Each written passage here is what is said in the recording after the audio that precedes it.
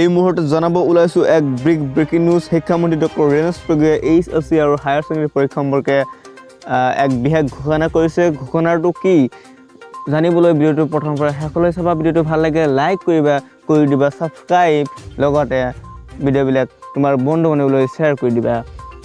ভিডিঅ'টো স্কিপ নকৰাকৈ প্ৰথমৰ শেষলৈ চাবা। যদি স্কিপ কৰা তেন্তে সকলো কথা গম নাপাবা। তো আজি শিক্ষামন্ত্ৰী ডক্টৰ ৰেণুজ পেগুৱে HSLC আৰু হায়াৰ ছেকেণ্ডেৰী পৰীক্ষা কেতিয়া অনুষ্ঠিত কৰা হ'ব, লগতে ছাত্ৰ ছাত্ৰীসকলে কেইটা বিষয়ত পৰীক্ষা দিলে সিহঁতক পাছ কৰাই দিয়া হ'ব, এই সম্পৰ্কে এক বিশেষ ঘোষণা কৰিছে শিক্ষামন্ত্ৰী ডক্টৰ ৰেণুজ পেগুৱে। ঘোষণাটো কি জানিবলৈ ভিডিঅ'টো প্ৰথমৰ পৰা শেষলৈ চাবা। তো জনাই আছোঁ যে শিক্ষামন্ত্ৰী ডক্টৰ ৰেণুজ পেগুৱে ঘোষণা কৰিছে যে কৰোনাৰ পৰিস্থিতিৰ প্ৰতি লক্ষ্য ৰাখি সিহঁতে সিদ্ধান্ত লোৱা হৈছে যে মাত্ৰ 3টা বিষয়ত ছাত্ৰ ছাত্ৰীসকলে পৰীক্ষা দিলেই সিহঁতক পাছ কৰাই দিয়া হ'ব। লগতে যদি কৰোনা পৰিস্থিতিৰ বিৰুদ্ধে যি যুঁজি আছে, এই যুঁজত যদি আমি উন্নত হ'ব পাৰোঁ, তেন্তে 15 দিনৰ ভিতৰত HSC আৰু হায়াৰ ছেকেণ্ডেৰী পৰীক্ষা অনুষ্ঠিত কৰা হ'ব। এদিন পিছে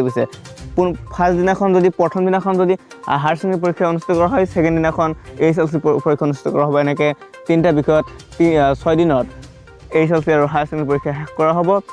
ভিডিঅ'টো ভাল লাগিলে লাইক কৰিবা, শ্বেয়াৰ কৰিবা আৰু মোৰ চেনেলটো ছাবস্ক্ৰাইব কৰা। কি ঘোষণা কৰিছে ডক্টৰ ৰেণুজ পেগুৱে এই মুহূৰ্তত জনাব বিচাৰিছোঁ।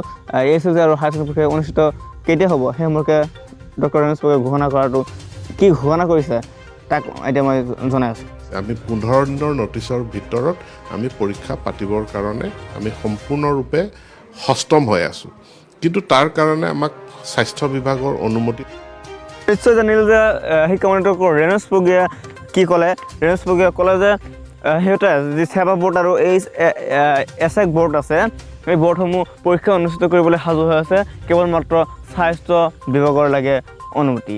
স্বাস্থ্য বিভাগে অনুমতি দিলেই 15 দিনৰ ভিতৰত, অনলি 15 ডেইজ, 15 দিনৰ ভিতৰত HSLC আৰু হায়াৰ ছেকেণ্ডেৰী পৰীক্ষা অনুষ্ঠিত কৰা হ'ব।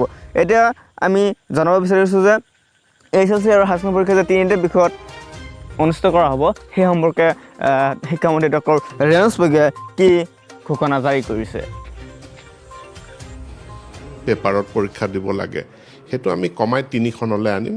ষ্টুডেণ্টৰ চইচৰ ওপৰত নিৰ্ভৰ কৰি পেলাই, বা হায়াৰ ছেকেণ্ডেৰীটো তেনেকুৱা, সেইটো মই কৈছোঁ যে এইটো এতিয়া প্ৰস্তাৱৰ ওপৰত আছে।